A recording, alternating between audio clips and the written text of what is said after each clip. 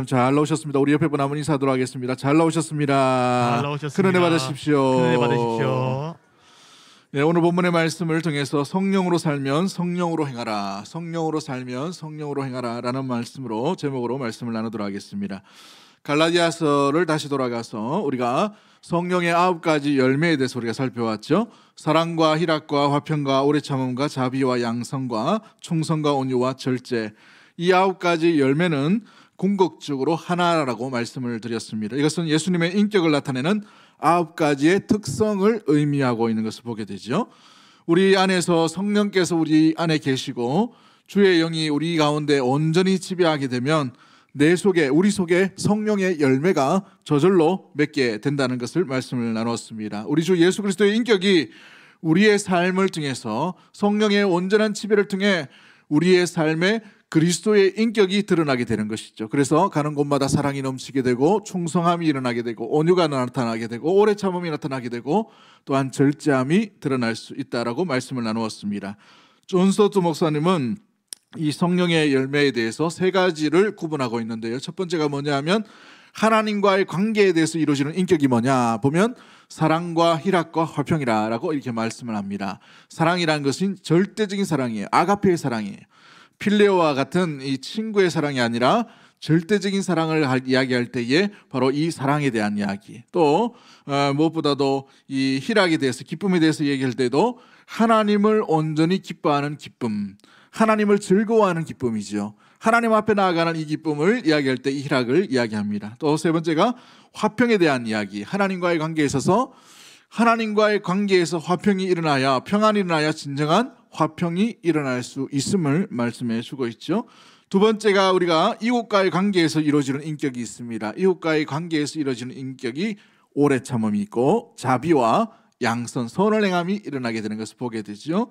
이런 말미암아 이웃과의 관계에서 일종의 사회적인 덕스러움이 일어날 때에 바로 이와 같은 오래 참음, 자비와 선을 행함이 일어나는 놀라운 인격이 나타나게 되는 것이죠. 마지막 3번째는 자기 자신과의 관계에서 드러나는 인격입니다. 자기 자신과의 약속, 자기 자신과 가운데에서 드러나는 인격이 어떤 것이냐?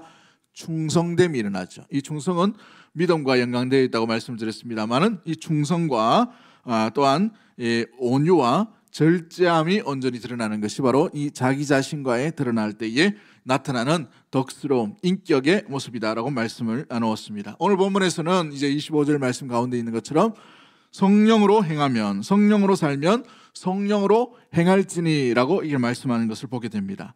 자, 그렇다면 성령으로 행한다, 성령으로 살아간다라는 것은 무엇을 의미할까요? 성령으로 행하는 삶이 어떤 삶이기에 오늘 본문에서 사도 바울은 5장을 마무리하면서 이 성령으로 행하면 성령으로 살지니라라고 말씀을 하고 있습니까? 자, 성령으로 산다는 것은 우리 24절 말씀 가운데 있는 중요한 내용들을 먼저 이야기하고 있죠.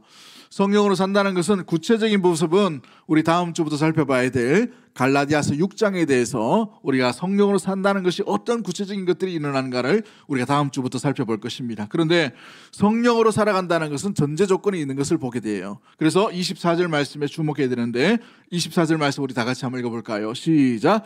그리스도 예수의 사람들은 육체와 함께 그 정욕과 탐심을 십자가에 못 박았느니라. 할렐루야. 그렇습니다. 가장 먼저 해야 될 것이 뭐냐? 육체와 함께 그 정욕과 탐심을 어떻게 했다고요? 십자가에 못 박았다라고 되어 있어요. 못 박았다. 못 박으면 안 됩니다. 못 박아야 돼요. 완전히 박아야 되는 것이죠. 뭐를 박으라고 되어 있습니까? 육체와 함께 그 정욕과 탐심에 대해서. 그러면 육체의 일이 뭡니까? 우리 5장에서 살펴받은 것을 복습하는 차원에서 19절 말씀 우리 찾아서 한번 읽어볼까요? 오늘 본문 갈라디아서 5장 19절 말씀을 찾아서 읽어봅니다. 자, 읽어보시면 어떻게 되어 있어요? 육체의 일은 분명하니 곧 음행과 더러운 것과 호색과 우상숭배와 주술과 원수 맺는 것과 분쟁과 시기와 분냄과 당짓는 것과 분열함과 이단과 투기와 술취함과 방탕함과 또 그와 같은 것들이라 라고 되어 있어요. 이와 같은 많은 것들이 육체의 일이라고 얘기하죠. 초대교회 당시에 일어났던 육체의 일을 대표적으로 사도 바울이 뽑아서 이야기하는 것입니다. 무엇보다도 술 취함과 방탕함과 음란과 뭐 여러 가지가 있는 것을 보게 되면 분냄과 시기와 여러 가지 상황 가운데 이 모든 것들이 육체의 일, 육체로 말미암아 드러난 육체적인 삶을 살아갈 때 온전히 드러나는 이 일들이 바로 이와 같은 것들이라고 되어 있어요. 그러므로 이것과 함께 정욕과 탐심을 어디다 못 박으라고요? 십자가에 못 박는 것, 이것이 바로 성령으로 행하며 성령으로 살아가는 자의 온전한 전제 조건이 되어야 된다는 사실입니다. 육체와 함께 정욕과 탐심을 십자가에 못 박고 주님을 따라가야 한다는 사실이죠. 그렇습니다. 무엇보다도 우리 삶 가운데에 주님을 따를 때 어떻게 따르는가? 주님 앞에, 십자가 앞에 이 모든 것들을 못 박고 주님을 따라가야 되는 것이 바로 주와 함께 동행하는 것이요 성령으로 살아가는 자의 삶의 모습이죠. 로마서 13장 14절 말씀에 오직 주 예수 그리스도로 옷 입고 정욕을 위하여 육신의 일을 마지 말라라고 되어 있어요. 도모하지 말라라고 되어 있어요. 무엇을 옷 입어야 되는 것입니까? 그러므로 예수 그리스도로 옷 입는 것, 예수 그리스도의 인격, 성령으로 우리 가운데 나아가는 것. 그러므로 이 성령으로 나아가는 것은 육체와 반대되는 의미이지. 육체의 일을 벗어버리고 오직 주 예수 그리스도로 옷을 입으라 라고 되어 있습니다. 그렇다면 십자가에 우리 육체의 일과 정욕과 탐심을 못 박고 성령으로 행하며 성령으로 살아가는 것. 자, 이 못 박는다는 의미가 어떤 의미일까요? 못 박는다. 십자가에 육체와 정욕과 탐심을 못 받는 것. 어느 성도가 이 부분에 대해서 궁금해서 에이든 토저라는 목사님을 찾아가게 되었어요. 그 목사님을 찾아가서 못 박힌 삶, 못 박는다는 의미가 어떤 의미입니까? 라고 얘기할 때 세 가지를 이야기하죠.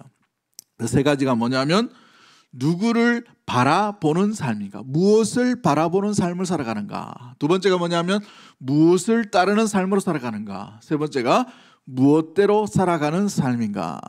이것이 정확하지 않으면 십자가에 못 박힌 삶이 되지 못한다는 거예요. 십자가에 못 박힌 삶을 살아갈 때에 가장 중요한 것이 무엇을 바라보는가, 무엇을 따르는가, 무엇대로 살아가는가. 이 세 가지를 점검해 보라라고 얘기하죠. 좀 더 이 구절을 우리가 설명하면 구체적으로 첫 번째, 십자가에 못 박힌 삶은 어떤 삶일까요? 오직 주님만 바라보는 삶이 되어야 될 줄 믿습니다. 누구만 바라본다고요? 주님만 바라봐. 여러분, 십자가는 하나의 방법, 하나의 방향, 하나의 시각만 가지고 있어요. 뒤를 돌아볼 수가 없는 것이죠. 십자가에 못 박히면 어떻게 됩니까? 못 박혀가지고 뒤를 돌아볼 수 있어요, 없어요? 안 박혀봐가지고 그죠? 우리 예수님께서는 정면만 바라보시죠. 앞만 바라보셔요. 왜요? 묶여있기 때문에, 못 박혀있기 때문에. 그렇죠. 그렇습니다. 십자가에 못 박힌 자는 육체의 일과 정욕과 탐심 가운데 뒤돌아볼 여력이 없는 것을 보게 됩니다. 앞만 보게 돼 있다는 것이죠. 그의 나라와 그의 의, 주의 뜻, 주님만 바라보는 것이 바로 십자가에 못 박힌 삶의 첫 번째 모습인 줄 믿습니다. 그러므로 우리가 바라봐야 될 게 뭘 바라봐야 되는가? 오직 주님만 바라보는 삶을 살아가야 되는 거예요. 세상 살다 보니 여러 가지가 참 많이 보이죠. 어떤 사람은 좋은 차 타더라, 어떤 사람은 좋은 옷 입더라, 어떤 사람은 좋은 아파트 살아가더라, 어떤 사람은 이렇게 해서 성공했더라, 어떤 사람은 이렇게 해서 뭔가 이뤄냈더라. 세상에 여러 가지 잡동사니 같은 개똥 철학과 자기만의 어떤 스토리를 만들어가는 사람들이 있는 것을 보게 됩니다. 영웅 전기도 일어나는 것들을 보게 되죠. 그런데 우리 믿음의 성도는 세상에 어떤 것도 다 뭐 들으면 좋겠지만 그것보다도 가장 먼저 귀를 기울이고 가장 먼저 바라보고 가장 먼저 주목하고 가장 먼저 시선이 고정되어야 될 곳은 주 예수 그리스도인 줄 믿습니다. 주님만 바라봐야 되는 것이죠. 여러분, 이것이 너무나도 중요한 것을 보게 됩니다. 우리 IMF 때 이후에 참 한국의 사회가 소망이 없고 어디 뭔가 기댈 데가 없는 모습들을 보게 됩니다. 그런데 스포츠 영웅 몇 명이 등장해가지고 많은 한국 사람들의 위로를 주었어요. 그것도 이 박세리 같은 사람은 물구덩이에 공이 빠졌는데 그걸 쳐내기 위해서 양말을 벗고 그 안에 들어가는 걸 보게 되죠. 그죠? 그냥 벌타 하나 받으면 되는데 그러지 않고 안에 들어가서 역경을 이겨낸다 해서 CF 어떤 광고의 주제도 되는 것을 보게 됩니다. 박찬호 같은 사람은 그 어려운 시기에 메이저리그의 선발 투수가 됐다는 거예요. 선발 투수가 됐다는 것은 엄청난 이야기입니다. 전 세계에 정말 야구 잘하는 사람들이 모였는데 거기에 그 구단도 얼마나 좋은 구단입니까? 그러다 보니 이 박찬호와 박세리 이후에 이 박찬호를 바라보고 박세리를 바라보고 자라가는 아이들이 등장하게 됩니다. 나도 저 사람처럼 야구하면, 나도 저 사람처럼 골프 치면 성공할 수 있겠다. 그래서 뭘가 등장합니까? 찬호 키즈, 세리 키즈, 김연아 같은 경우는 김연아 키즈, 이런 아이들이 많이 일어나서 지금 우리나라에도 보면은 메이저리그 뛰는 사람들도 또 이게 프로 골프 선수들도 또 이 피겨 스케이팅 하는 사람들이 참 많이 일어나는 것을 보게 되죠. 그들의 눈에는 그 성공했던, 그 놀랍게 운동을 하고 뭔가 일어났던 그 운동선수 그 한 사람만 바라보고 목표를 바라보고 그들이 훈련하고 자라가고 성장하여서 결국은 선수로서 나아가는 것을 보게 되죠. 우리 주 예수 그리스도를 믿는 믿음의 성도도 마찬가지입니다. 우리가 주 안에서, 신앙 안에서 승리하고 나아가기 위해서는 누구만 바라봐야 됩니까? 승리의 주역이신, 승리를 주실 수 있는 주 예수 그리스도만 바라보아야 될 줄 믿습니다. 사망의 모든 고통들을 이기시고 부활하시고 승리하신 주님만 바라보아야 우리의 시선이 나아가야만 십자가에 못 박힌 삶으로 온전히 성령과 함께 성령대로 살아가는 온전한 삶을 살게 된다는 사실인 거예요. 할렐루야. 그렇다면 우리가 무엇을 바라봐야 되는가? 지금 여러분은 무엇을 바라보고 있나요? 성도는 부르신, 우리를 불러주신 그리스도에게 시선이 고정되어 있어야 돼요. 그리스도께서 무슨 길을 걸어가시고 어떤 길을 걸어가시고 어떻게 하시고 주님께서 어떤 마음을 품으시고 어떤 사역을 하시고 어떤 놀라운 메시지를 우리에게 주셨는지 거기에 시선이 고정되어 있다는 거예요. 그렇지 않냐고 세상의 유행과 세상의 어떤 가치들과 세상에 있는 여러 가지의 불안한 내용들, 염려와 걱정과 근심과 걱정들의 여러 가지 소식과 가치들과 문화들과 철학들의 길을 기르면 어떻게 될까요? 주님이 걸어가신 길을 잃어버릴 수가 있게 되는 것입니다. 여러분, 그렇습니다. 무엇을 바라보느냐, 무엇을 치우느냐, 무엇을 생각하느냐, 이건 너무 중요한 모습들을 보게 되죠. 로마서 8장 5절과 7절 말씀에 뭐라고 되어 있습니까? 육체를 따르는 자는 육신의 일을, 영을 따르는 자는 영의 일을 생각하나니 육신의 생각은 사망이요 영의 생각은 생명과 평안이니라. 육신의 생각은 하나님과 원수가 되나니 이는 하나님의 법에 굴복하지 아니할 뿐 아니라 할 수도 없음이라 라고 되어 있어요. 주님을 바라보고 주의 생각을 하고 주의 영의 놀라운 생각으로 충만하고 채워져야만 누구의 법을 따른다고요? 주님의 법을 따를 수가 있다는 거예요. 그러나 육신의 일을 생각하고 육신의 일을 도모하고 육신의 일로 마음과 생각을 채워나가면 손과 발이 어디로 움직이는가? 육체의 일을 하기 위해 하나님의 법과 원수되는 일들로 나아갈 수밖에 없다는 것이죠. 성도는 주님을 바라봐야 될 줄 믿습니다. 믿음의 가정은 주님을 더 많이 바라봐야 되는 거예요. 더 많이 시선이 고정되어야 되는 것이죠. 할렐루야. 사랑하는 성도 여러분, 우리는 무엇을 바라보고 있나요? 무엇을 더 주목하고 무엇을 더 생각하고 나아가고 있나요? 세상에 있는 성공입니까? 세상에 있는 부귀입니까? 세상에 있는 여러 가지 자기 자신에 되어 있는 얼매임입니까? 우리 자신의 내면을 바라보지 말고 우리를 긍휼히 여기시고 불쌍히 여기시고 우리를 끝까지 사랑하시는 주님을 바라볼 수 있는 믿음의 모든 가족들 되기를 주의 이름으로 간절히 축복합니다. 우리 승리의 비결이 바로 거기에 있어요. 우리 자신을 바라보면 실패할 수밖에 없습니다. 우리 자신을 보면 연약할 수밖에 없어요. 우리 자신이 얼마나 연약합니까? 부족합니까? 마음만 살짝 들어가면 어때야 돼요? 우리 내면 가운데 얼마나 무너질 만한 것들이 많이 있어요. 우울함과 근심과 걱정에 둘러싸여서 겉으로는 멀쩡하지만 속으로는 끙끙 앓아가는 인생의 부족함의 인생의 연속들이 우리의 삶이 아닙니까? 우리를 바라볼 때는 승리할 수가 없는 거예요. 우리를 바라보고 주목하면 우리가 절망할 수밖에 없다는 사실이죠. 그러나 그 시선을 들어서 주님을 바라볼 때에 비로소 우리가 그 바라보는 시선으로 인하여 바라보는 그 대상으로 인하여 우리는 기어코 승리한 삶으로 살아갈 수가 있게 되는 것이 승리의 주역이신 주 예수 그리스도를 바라볼 수 있는 믿음의 모든 가족들 되기를 주 이름으로 간절히 축복합니다. 그러기에 이번 한 주 여러분의 삶과 직장과 일터에서 주님을 좀 더 많이 묵상할 수 있게 되기를 주의 이름으로 간절히 축복합니다. 주의 말씀을 더 묵상하시고 주의 은혜를 더 깊이 묵상하시고 주님께서 어떤 길을 바라보시는지, 주님이라면 어떻게 하실지를 더 많이 우리가 귀를 기울이고 마음 가운데 간직하고 주님을 더 기억할 수 있는 우리 은혜의 믿음의 모든 가족들 되기를 주의 이름으로 간절히 축복합니다. 찬송가 가사에 이런 가사가 있죠. 구주를 생각만 해도 이렇게 좋거든. 주 얼굴 배울 때여야 얼마나 좋으랴 라고 되어 있어요. 구주를 생각만 해도, 그렇죠? 근데 생각만 했는데 마음에 불편해. 이것도 안 들어주시고 저것도 안 풀리게 하시고 이것도 섭섭하고 저것도 섭섭하고. 여러분, 주님을 생각할 때에 좋으셔야 돼요. 주님이 뭘 하셨는가? 주님이 어떤 분인가? 주님이 우리를 위해 어떤 희생을 하셨는가? 아낌없이 주신, 자기 목숨까지 내어주신 주님을 바라볼 때야 비로소 우리의 삶의 승리의 출발과 시작과 과정과 결과가 거기에 달려 있다는 사실을 항상 기억할 수 있게 되기를 주의 이름으로 간절히 축복합니다. 그래서 이번 주간 구주를 생각할 때마다 기쁨이 넘치는, 평화가 넘치는, 사랑이 넘치는, 온유가 넘치는, 절제가 넘치는, 오래 참음이 넘치는, 마음 가운데 양선이 넘치는 은혜의 복된 한 주간 되기를 주님의 이름으로 간절히 축복합니다. 할렐루야. 여러분, 한번 일주일 동안 얼마나 주님 많이 생각하는지 한번 체크를 한번 해보세요.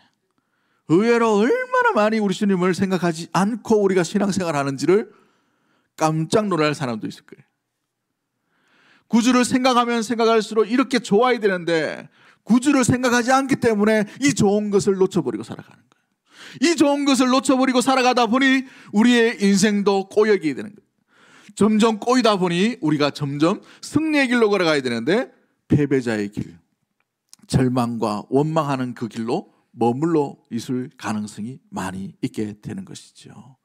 구주를 생각만 해도 이렇게 좋은 믿음의 모든 가족들이 되기를 주님의 이름으로 간절히 축복합니다. 두 번째 우리가 기억해야 될 것이 무엇입니까? 여러분, 주님을 따르는 삶이 되어야 되는 거예요. 무엇을 따르는가, 누구를 따르는가, 이건 너무 중요하죠. 여러분, 누구를 따르고 있습니까? 목사를 따르고 있나요? 옆에 있는 장로를 따르고 있습니까? 우리 믿음의 조상인 할아버지, 할머니를 따르고 있나요? 그렇게 따라가다 보니 다 실패하는 거예요. 목사가 완전합니까? 제가 봐도 저는 너무 연약하고 너무 부족하고 너무 실력도 없어요. 옆에 있는 장로가 완벽합니까? 너무 부족한 게 많아요. 우리의 감정이, 우리의 연약함이, 우리의 육신이 얼마나 연약함 가운데 있는 것을 보게 됩니까? 완벽한 가정이, 성경 가정 가운데 어느 가정이 완벽한 가정이었어요? 다윗의 가정이 완벽했습니까? 아브라함의 가정이 완벽했나요? 그렇습니다. 우리가 누구를 따르는지 그 목표가 분명해야 되는 거예요. 성도의 목표는 주 예수 그리스도요 한 분이어야 되는 줄 믿습니다. 왜요? 그분은 완전하신 분이기 때문에 그런 거예요. 이 땅에 있는 어느 누구도 완전하지 못해요. 이 땅에 있는 어느 목사도 완전하지 못합니다. 이 땅에 있는 어느 성도도 완전할 수가 없는 거예요.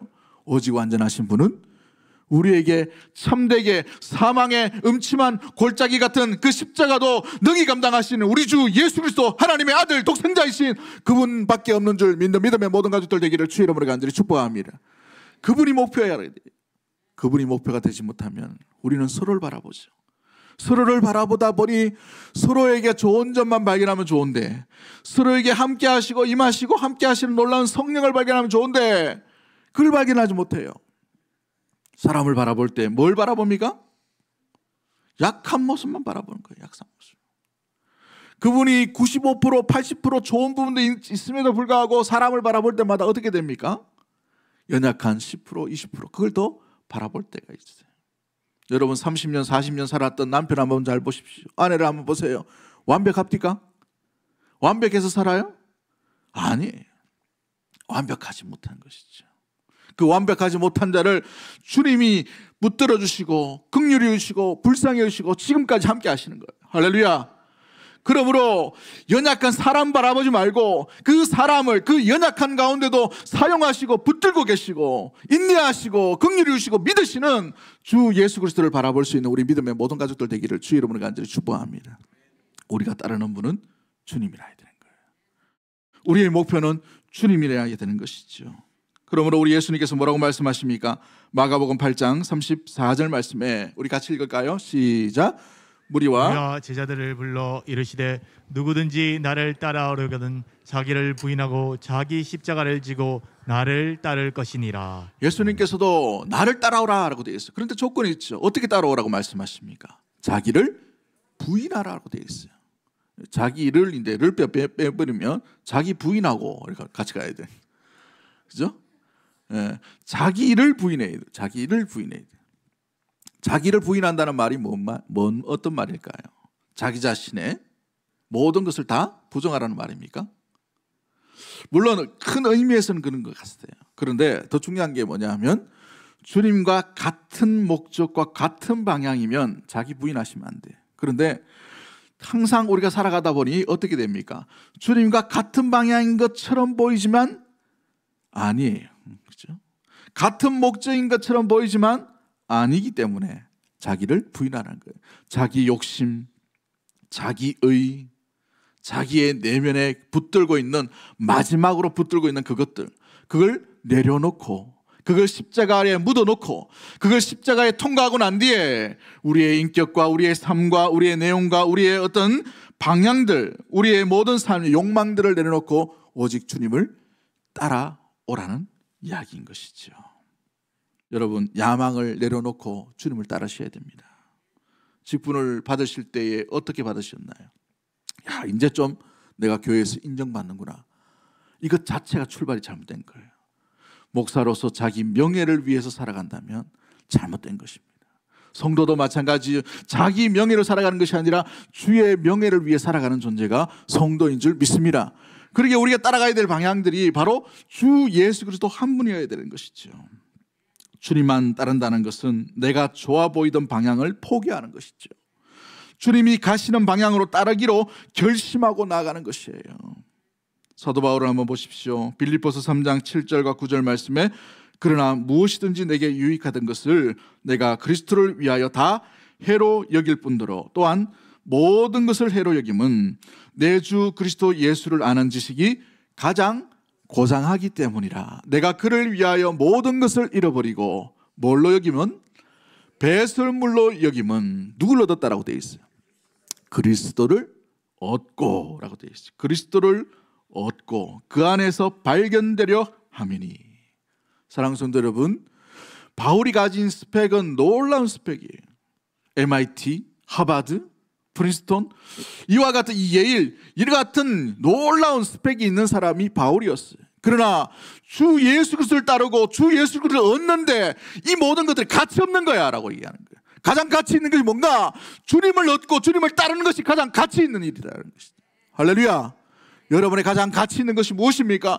여러분의 인맥과 여러분의 스펙과 여러분의 어떤 명예와 여러분의 부와 여러분이 가진 것들을 가지려고 하는 것이 아니라 주 예수 그리스도를 얻는 것이 가장 고상한 가치가 되기를 주의 이름으로 간절히 축복합니다.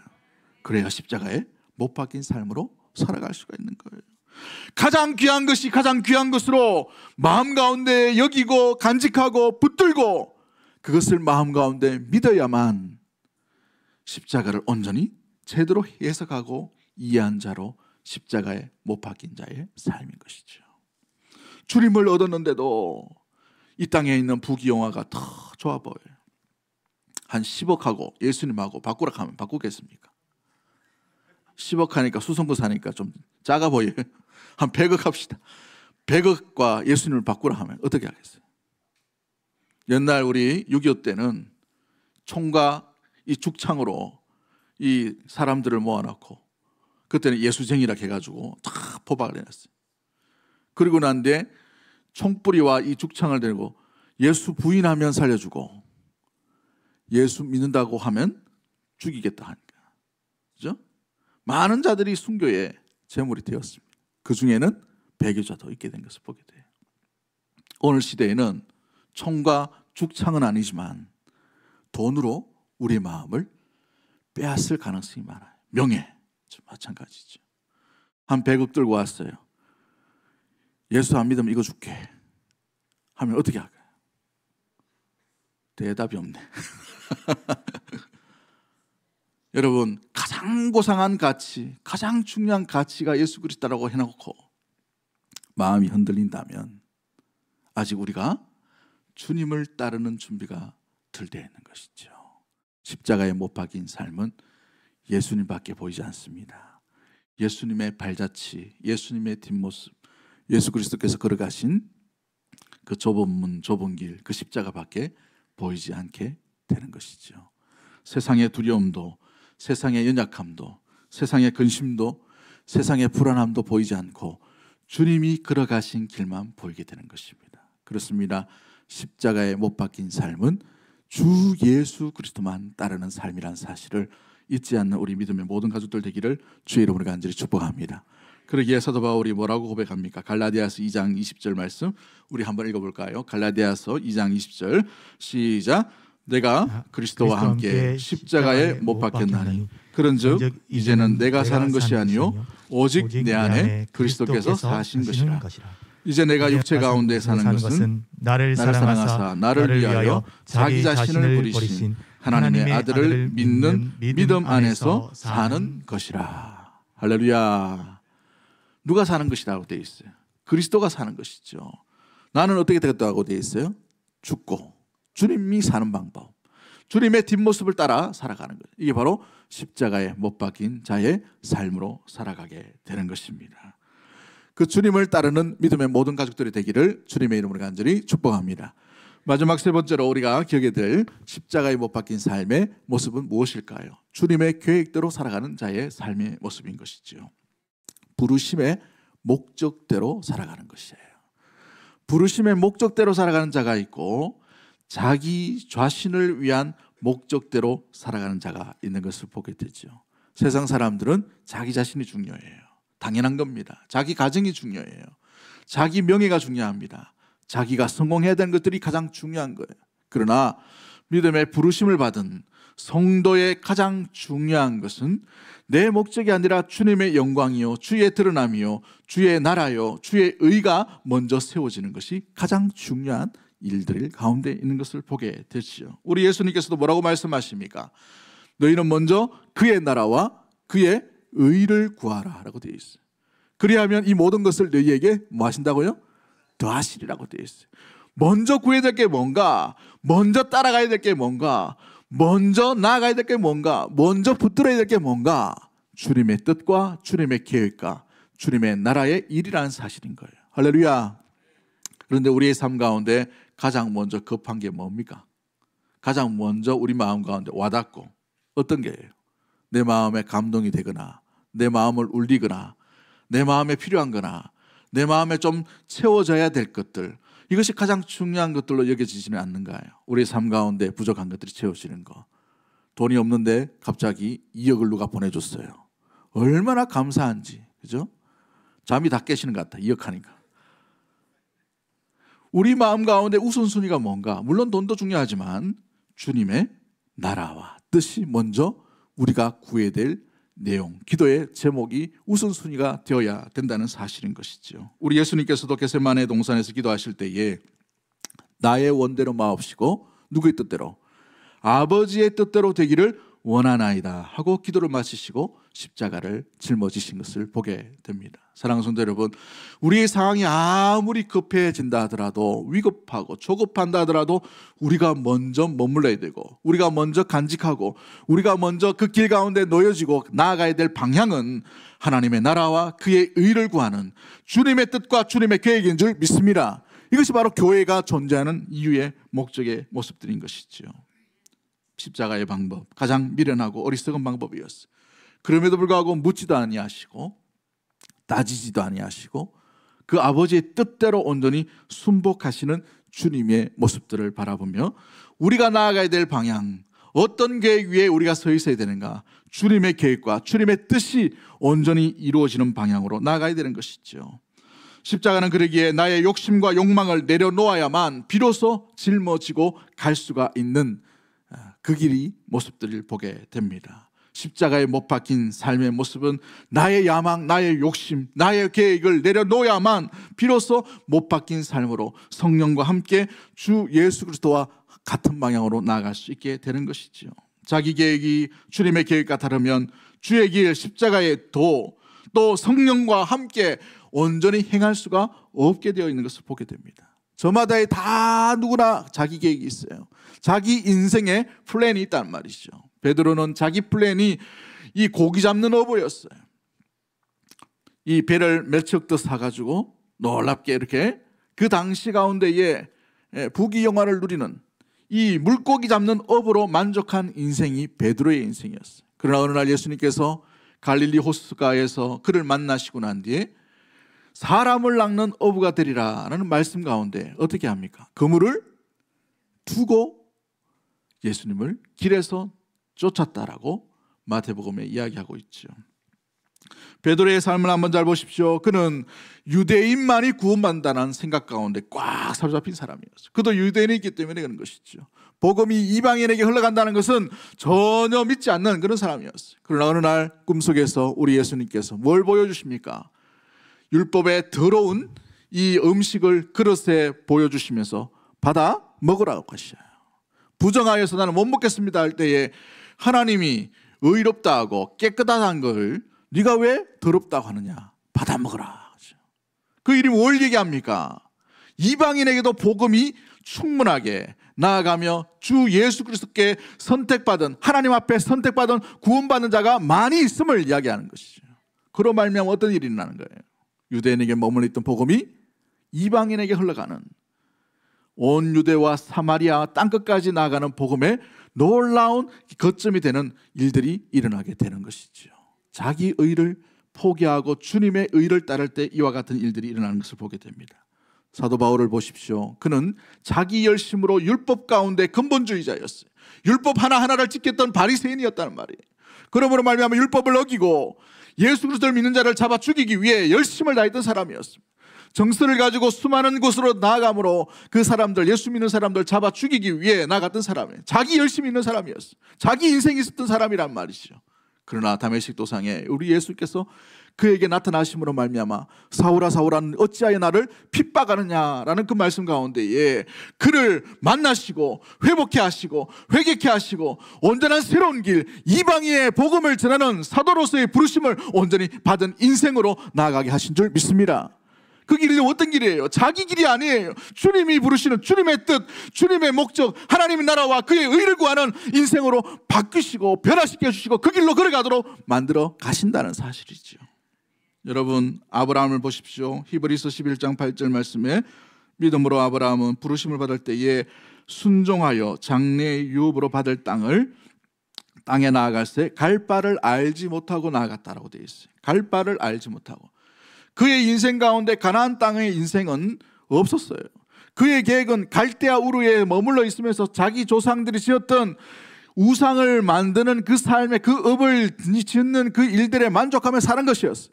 그러나 주님께서 어느 날 나타나셔서 그를 부르셨어요. 갈대아 우르에서 이 땅을 떠나라고 하셨어요. 알지도 못하는 땅이지만 그거 어떻게 합니까? 말씀에 순종하여 길을 떠나게 되는 것을 보게 되죠. 3,000여 킬로가 떨어진 그곳으로 주님께서 부르셨는데 거부하지 아니하고 온전히 떠났다는 것을 보게 됩니다. 자기 인생이 아니라 주의 계획 가운데 있는 그 인생으로 살라고 주께서 불러주셨다는 사실이에요. 저마다가 우리 삶 가운데에 수많은 인생의 스토리가 있을 거예요. 그 스토리 가운데 저와 여러분을 주님께서 불러주신 줄 믿습니다. 그러나 저마다의 스토리 가운데 자기 삶을 살라고 불러주신 것이 아니라 주의 나라와 주의 의를 구하기 위해 우리를 이 자리에 불러주신 줄 믿습니다.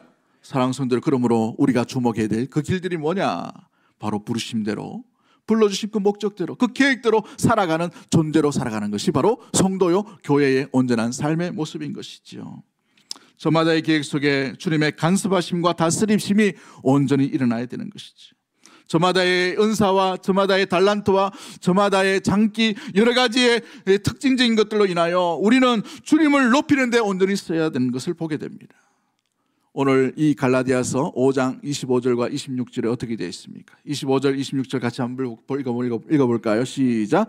만일 우리가 성령으로 살면 또한 성령으로 행할지니. 26절. 헛된 영광을 구하여 서로 노력게 하거나 서로 투기하지 말지니라. 여러분, 성령으로 행하면 성령으로 살아갈지다 라고 말하고 난 뒤에 뭐라고 되어 있습니까? 헛된 영광을 뭐 하지 말라? 구하지 말라라고 되어 있어요. 그렇습니다. 우리가 십자가에 못 박힌 삶에 살아가는데 가장 중요한 모습들은 부르심대로 살아가는데, 그 부르심의 가장 목적이 뭐냐? 주의 영광이 되어야 돼요. 주께 영광이 되어야 됩니다. 주신 달란트, 주신 은사를 가지고 주께 영광이 되어야 되는 거예요. 그러나 육체의 일을 도모하고 육체의 일에 머물러 있으면 어떻게 됩니까? 자기 영광을 구하게 되는 거예요. 자기 영광을 구하다 보니 어떤 일이 납니까? 서로 투기하고 서로 노엽게 되는 거예요. 네가 뭔데 되는 것이죠. 그러므로 이 비교하는 이 비교의 모습들이 여러분 객관적이 되지 못하는 거예요. 우리 사람은 객관적이 될 수가 없는 거예요. 주님을 바라볼 때, 주님께 시선을 고정될 때에, 주님을 따라가는 삶 가운데에, 주님의 계획에 우리의 삶이 머물러 있을 때에 비로소 우리는 우리의 목적인 우리의 삶의 어떤 주가 되는 자기의 영광이 아니라 주님의 나라, 주님의 을, 하나님의 영광을 위해 온전히 살게 되는 것입니다. 사랑하는 성도 여러분, 그렇습니다. 자기 영광을 구하는 것이 아니에요. 그건 헛된 영광이에요. 그 헛된 영광 가운데 시기와 질투와 서로 간의 분노와 어떤 분쟁만이 일어날 수밖에 없는 것을 보게 되죠. 진정한 영광인 하나님의 영광을 구하는 믿음의 모든 가족들 되기를 주의 이름으로 간절히 축복합니다. 말씀을 맺도록 하겠습니다. 33살에 미국에서 최고 전문의 자리에 올랐던 한 인물이 있습니다. 존스 홉킨스 대 의과대학 신경외과 주임 의사가 된 흑인 이 사람이죠. 그의 이름은 벤 카슨이라는 사람입니다. 벤 카슨. 이 벤 카슨이라는 사람이 이 33살에 이 존스 홉킨스 대 신경외과 주임 의사가 됐다는 건 놀라운 일이었어요, 당시에. 그런데 더 놀라운 것은 1987년도에 이 벤 카슨이라는 의사가 뒤통수가 붙어서 태어났던 샴 상둥이가 있습니다. 샴 상둥이가 있는데 이 샴 상둥이 그동안 아무도 수술하지 못했어요. 근데 이 벤 카슨이 최초로 이 샴 상둥이를 분리하는 데 성공하게 되었어요. 장장 22시간에 걸친 이 수술 끝에 기적의 손이다 라고 이렇게 찬사를 듣게 되었어요. 그래서 그가 자서전적인 책을 썼는데 선물 받은 손이라고 자서전을 쓰게 됩니다. 그 책에 이런 고백을 합니다. 한참 이 수술이 진행된 동안에 어떤 의사가 이제 수술을 멈춰야 됩니다. 중단할 것을 심각하게 고려해야 될 것 같습니다 라고 이야기했다고 하죠.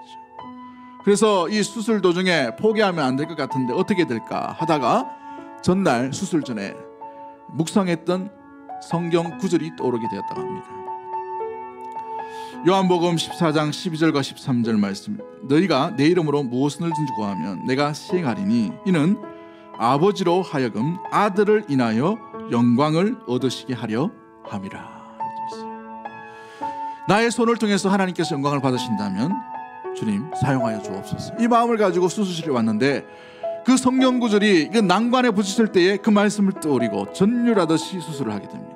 그래서 그가 고백하기를 마치 누군가 그 중요한 그 시간간에 내 손을 붙들고 대신 수술하는 것을 전율로 느꼈습니다 라고 고백하고 난 뒤에 이렇게 고백합니다. 오늘의 내가 된 것은 내 안에 계신 하나님께서 역사하셨기 때문입니다. 나의 손은 하나님의 선물이니 그분 것입니다 라고 되어 있어요. 내 손이 주님 것입니다 라고 고백하는 것이죠. 그의 실력을 드러내는 것이 아니에요. 주님을 드러냈다는 것이죠. 아름다운 고백이죠. 우리는 저마다의 손을 들고 있습니다. 어떤 사람은 농부의 손을 가지고 있고, 어떤 사람은 엔지니어의 손을 가지고 있고, 어떤 사람은 운전수의 이 손을 가지고 있고, 어떤 사람은 여러 가지 가르치는 손을 가지고 있고, 어떤 사람은 섬김의 손을 가지고 있고, 수많은 손을 가지고 있어요. 그 섬김의 손, 그 여러 가지 일, 그 손을 인하여 여러분은 누구를 높이고 살아가고 있나요? 십자가에 못 박힌 삶을 살아가는 자는 나의 영광인 헛된 영광이 아니라 오직 주 예수 그리스도, 우리 하나님의 나라와 하나님의 의를 구한 그 놀라운 하나님께 영광이 되는 손으로 그 손을 사용되어지게 될 것입니다. 그 손이 주께 영광 돌리는 아름다운 손, 십자가에 못 박힌 삶의 온전한 모습으로 주만 영광 돌릴 수 있는 믿음의 모든 가족들이 되기를 주의 이름으로 간절히 축복합니다. 우리 이 시간에 찬양할까요?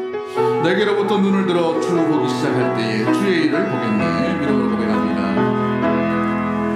내게로부터 눈을 들어 주를 보기 시작할 때 주의 일을 보겠네. 내 작은 마음도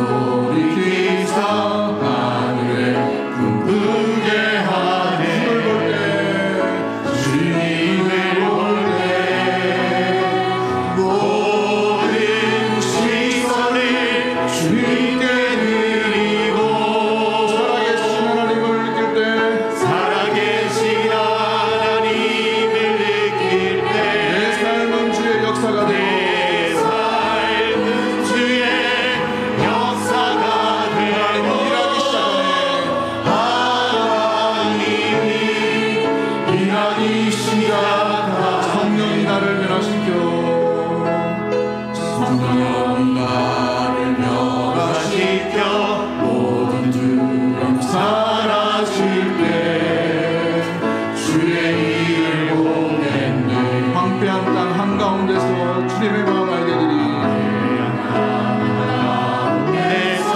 주님의 마음을 알게 되리. 주님을 볼 때 주님을 볼 때 모든 시선은 주님께 드리고 전능하신 하나님을 느낄 때 세상은 주의 나라가 되고 하나님이 이란이 시작 모든 시선을 주께 맡기고 모든 시선을 주님께 드리고 전능하신 하나님을 느낄 때 전능하신 하나님을 느낄 때 세상은 주의 나라가 되고 이란이 시작하네. 우리 시간 앞에서 한번 기도하기를 원합니다. 사랑하는 성도 여러분, 성령으로 행하며 성령으로 살아갈 때 우리 가장 중요한 것은 먼저 우리의 육체와 정욕과 탐심을 십자가에 못 박힌 상태로 주의 성령을 온전히 따라갈 수 있음을 기억할 수 있게 되기를 원합니다. 십자가에 온전히 제대로 못 박힌 자의 삶은 그 시선을 주님께 고정하지 세상에 고정하지 않습니다. 사람에게 고정하는 것이 아니라 오직 주 예수 그리스도 그분만을 바라보며 그 길을 온전히 그분을 따라 살아가는 것이 우리의 목표가 주님이 되어야 되는 줄 믿습니다. 또한 우리가 나아갈 때에 우리의 삶 가운데 주님에게 그의 나라와 그의 의를 구하며 온전히 가장 우선순위이신 주의 뜻과 계획 가운데 우리의 삶을 살아갈 수 있는 우리의 방법이 나아갈 수 있는 그 길들 걸어가는 믿음의 성도, 십자가에 제대로 못 박힌 상태로 주의 성령을 따라 온전히 살아가는 믿음의 성도와 가정과 교회의 삶을 살아갈 수 있도록 도와달라고 그런 말씀 가지고 우리 주의 한번 외치고 통성으로 합심해서 한번 기도하도록 하겠습니다. 주여